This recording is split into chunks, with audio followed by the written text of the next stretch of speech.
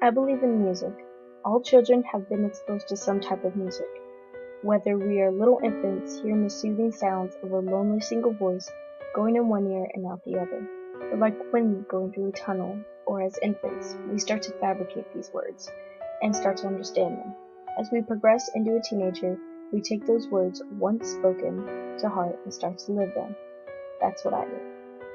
When I was young, like any other kid, I listened to whatever was on the radio, what my parents listened to. Back in the day, when I was a little youngster, I would try to sing the lyrics of a song, moving my mouth aimlessly trying to figure it out. I didn't know what the words meant, that is, until I got older, but I became aware that music is good for the soul and can help. As I got older, my family started to go through tough times. It was a typical average day, warm, birds singing, and kids playing. Then my dad pulled me to the side and told me something no kid wants to hear. Victoria, your mother and I are getting a divorce.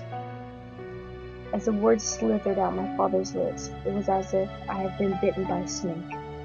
My kingdom, my once happy family, was falling apart, and I was dying in the inside.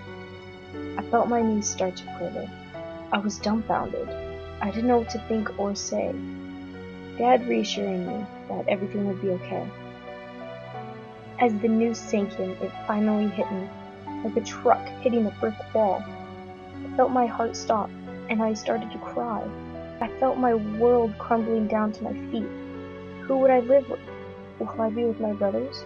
Will I even be happy? I started to panic about my family's future. I sat on my bed and pressed play on my CD player. As if on cue, my favorite song came on. It was singing about what was happening right now with my family.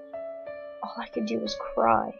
The warm, salty tears running down my face, like water going over Niagara Falls.